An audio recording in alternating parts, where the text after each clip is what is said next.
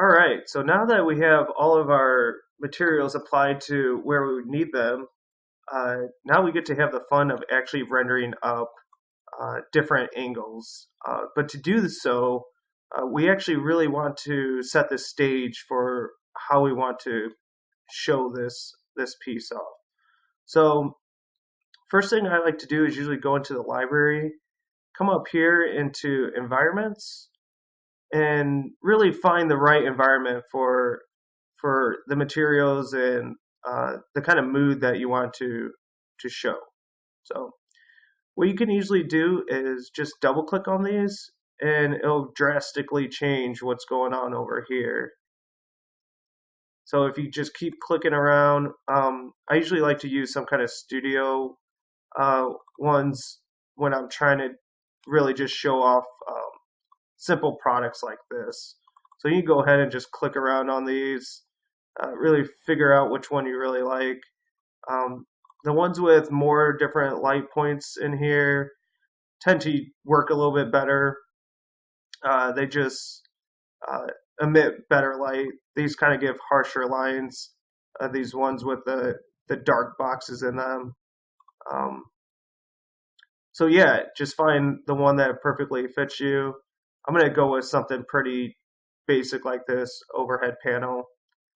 Once you get that though, you can go into your project.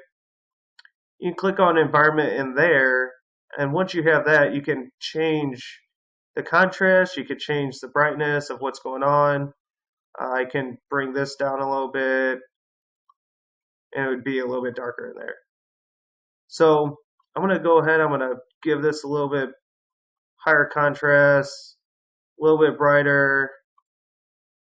You don't want to drown out the product itself too much. Um, you can also play with the height of the lighting, so I can bring that up and down. I can play with the size of the lighting area, and then this I can just pull and it'll change the direction of the lighting. So I'm going to go ahead, I'm going to set that up to be right there. It looks pretty good. You can also change the shadows. So I have the shadows off and on. You can change the reflections. Come over here into the camera. There's a few pretty cool things you can do. You can change the perspective of how this is reacting. So you can change this to be very dynamic. I'm going to keep it pretty similar to where it's at. I might bump it down a little bit to make it somewhat dramatic. Um, so that looks pretty good. You can also play with focal lengths and all kinds of stuff like that. So what we're going to do is we're going to go into these settings. Since we're using clear materials, you want to have this global illumination set up. So make sure that's clicked on. If you don't, you can get some really harsh black um, refractions in there. So we're going to go ahead, we're going to hit that. That looks pretty good. Now you're going to open up your rendering. So open that up. There's plenty of presets in here to different dimensions. Um, Whatever you're really looking for, you can always crop them later.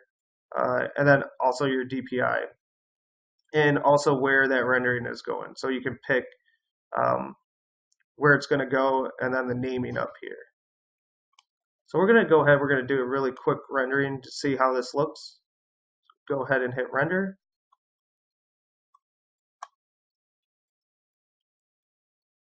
And usually when you're rendering, you want to really think about the next move you're going to do, what views you want to show. So while this is rendering up, we're basically going to be thinking about, since we got this side, should we do a top view?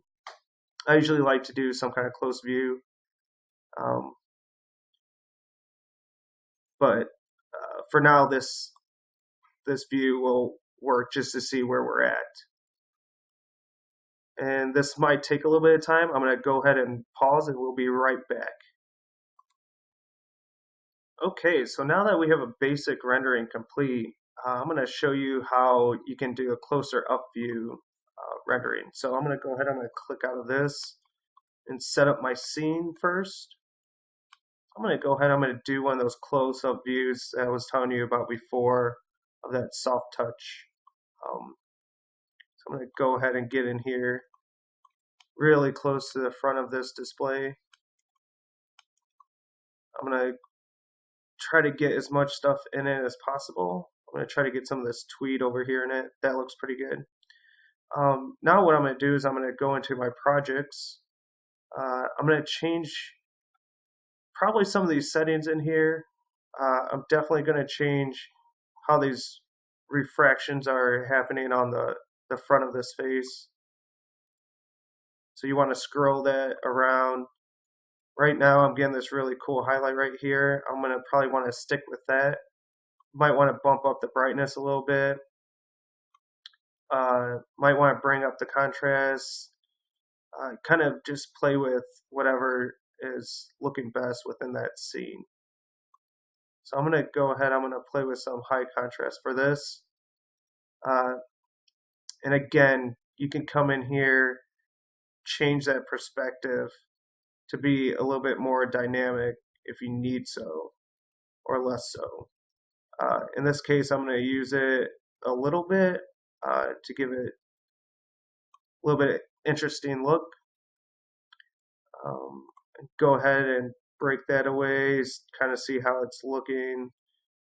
Can move my camera around like that so I can get that reflection right there, nice and tidy. You can also come in to the library and you can change the environment if you think it might look better in a different lighting environment. So I could come in here, I could get these really harsh lines with these, or I can get these softer ones with this scene. That one's actually pretty dynamic in itself. So I'm going to go with this one and play with the scene.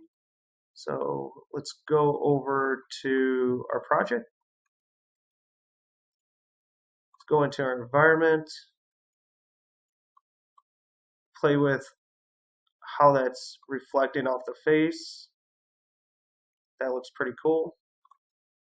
And then again, we're just going to come over here and we're going to hit render. And then I'm going to pause right here and I'll be right back when this finishes. And there we have a close-up rendering of our final view.